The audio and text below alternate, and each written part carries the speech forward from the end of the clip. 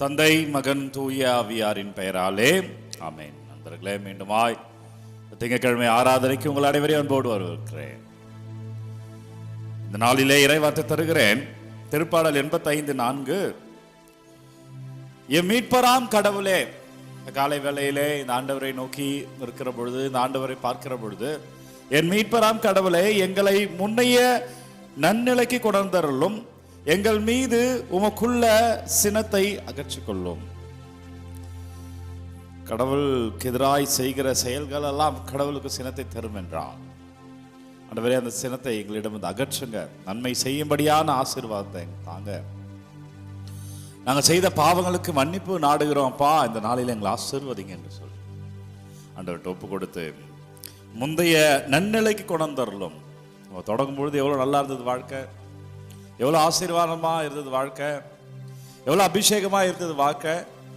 எனவே இந்த கால சூழலை மாற்றுங்கப்பா, ஒப்பு கொடுத்து கேளுங்க. திங்கக்கிழமை உங்கள் வேலையெல்லாம் தொடங்குற வேலையில் அப்பா எங்களை மாற்றுங்க.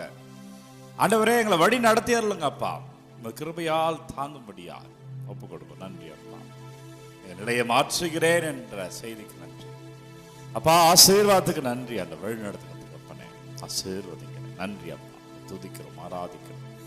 பிரியமான அன்பு இறை உறவுகளே, மத்தேயு நற்செய்தி 5வது அதிகாரம் 38 42 வரை உள்ள இறை வார்த்தையில, மத்தேயு நற்செய்தி 5:38 42 வரை, ஒரு கன்னத்தில் அறைந்தால் மறு கன்னத்தை காட்டு.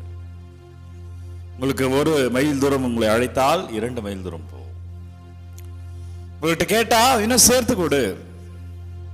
என்ன கடவுள் கோழைத்தனத்தை சொல்லுகிறாரா? கோழையா இரு, ஏமாந்து போனவன் போல் இரு என்கிறாரா கடவுள் என்றால் இல்லை. வரையறையை கடந்து நில்லு மகனே, மகளே, அவன் ஆசீர்வதிக்கிறேன். உன்னுடைய லைஃபோட டெஃபினேஷனை மாத்து. இந்த உலகம் அப்படிதான் சொல்லி வச்சிருக்கு. இது கோழைத்தனம், இது இப்படி, இது அப்படி. அதை கடந்து நில். உன்னம் மற்றொரு வரை, என் ஊரு, என் ஜாதி, என் மொழி, அதை கடந்து நீ நில்லு. வாழ்க்கை அப்படி ஆசீர்வாதமா இருக்கும். ஒரு கன்னத்தில் அறைந்தால் இடக்கணத்தில் அறைபவனுக்கு மறு கணத்தை காட்டு. நம்ம இப்படி அறையிறோம்னா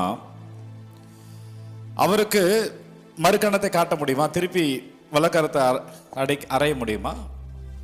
அப்படி என்றால் என்ன சொல்றா? நீ மறையறையை உடைத்து போகிற பொழுது என்னவெல்லாம் உனக்கு எதிராக இருக்குதா அவையெல்லாம் உடைந்து போகும். நீ தாண்டி நில்லு. வாழ்க்கையில பவுண்டரியை தாண்டி நில்லு. இந்த உலகம் இப்படிதான் இருக்கணும், அப்படிதான் வாழும் சொல்லும்.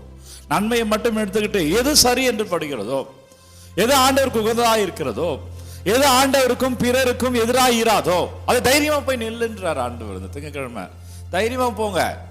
வாழ்வின் வரையறையை கடந்து நெல்லுங்க. இந்த நாளில் நீங்க ஆசீர்வாதமா இருப்பீங்க. அப்ப நீங்க கேளுங்க, அப்பா என் வாழ்வில் எதெல்லாம் கடந்து நிக்கணும் கேளுங்க, அவர் வெளிப்பாடு தருவார். ஆண்டவரை எதையெல்லாம் நான் தாண்டி நிக்கணும் கேளுங்க, அவர் உங்களை ஆசீர்வதிப்பார். இந்த நாளில் அது நடக்கும். ஆண்டவர் உங்களை ஆசீர்வதிக்கிறார். நன்றி அப்பா, திங்கக்கிழமை ஆசீர்வாதத்துக்கு நன்றி, கிருபைக்கு நன்றி அப்பா. வழி நடத்துங்க தகப்பனே.